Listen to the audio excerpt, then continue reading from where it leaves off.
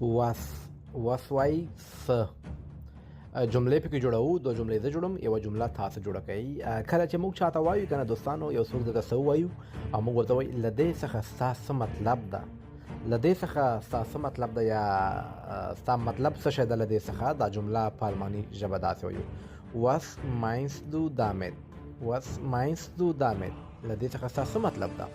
او موږ چې یو ځای ته روان یو، یو څه واقعه پېښ شوي وي، موږ خبر نه یو، موږ ورته وایو څه ستونزه ده، څه خبره ده، څه روان دي، څه ستونزه ده. په الماني ژبه دا اصطلاح داسې وایي was ist los، was ist los، څه خبره ده، څه روان دي. او دوستانو کله چې موږ چاته ته اوس مهال څه کوي، ته اوس مهال څه کوي، دا جمله په الماني ژبه څنګه وایي تاسو یې په کمنټ کې ولیکئ.